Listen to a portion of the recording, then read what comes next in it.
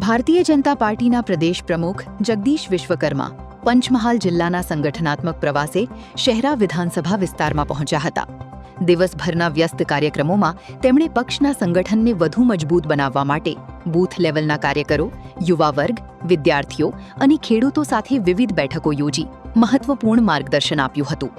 પ્રવાસની શરૂઆત શહેરાના ઐતિહાસિક મરડેશ્વર મહાદેવ મંદિર ખાતે ભગવાન ભોળાનાથના દર્શન અને આરતીથી કરવામાં આવી હતી.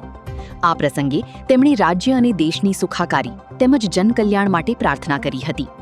ત્યારબાદ શહેરા તાલુકાના મોરવા રેણા સ્થિત જય જલારામ હોમિયોપેથિક મેડિકલ કોલેજ ખાતે ભાજપના બૂથ લેવલના સક્રિય કાર્યકરોની સંગઠનાત્મક બેઠક યોજાઈ હતી.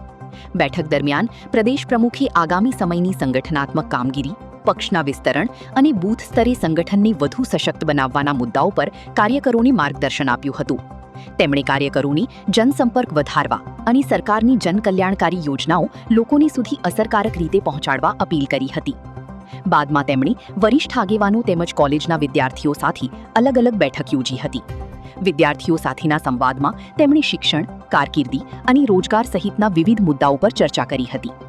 વિદ્યાર્થીઓ દ્વારા રજૂ કરાયેલા પ્રશ્નો અને સૂચનોની ધ્યાનપૂર્વક સાંભળીને તેમના યોગ્ય નિરાકરણ માટે પ્રયાસ કરવાની ખાતરી આપી હતી. શહેરા નગરપાલિકા ટાઉન હોલ ખાતે આયોજિત યુવા સંવાદ કાર્યક્રમમાં પણ પ્રદેશ પ્રમુખે યુવાનો સાથે ખુલ્લી ચર્ચા કરી હતી. તેમણે યુવા શક્તિને સંગઠન અને સમાજના વિકાસમાં સક્રિય ભાગીદાર બનવા આહ્વાન કર્યું હતું. પ્રવાસના અંતિમ તબક્કામાં તેઓ છોગાડા ગામે પહોંચ્યા હતા, જ્યાં ખેડૂતો સાથે પ્રાકૃતિક કૃષિ સંવાદ યોજાયો હતો.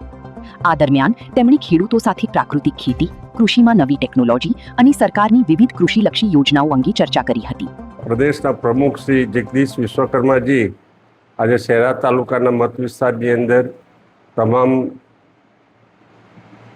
કાર્યકર્તાઓ, તમામ ચૂંટાયેલા પ્રતિનિધિઓ, જિલ્લા પંચાયત, તાલુકા પંચાયત, નગરપાલિકા તમામ સભ્યોને આજે મળીને અને જે ભારતીય જનતા પાર્ટીના મૂળ ભારતીય જનતા પાર્ટી ઊભી કરવામાં જેનો ફાળો હતો એવા તમામ વૃદ્ધ વડીલ કાર્યકર્તાઓ સાથે પણ એમની મિટિંગ રાખી.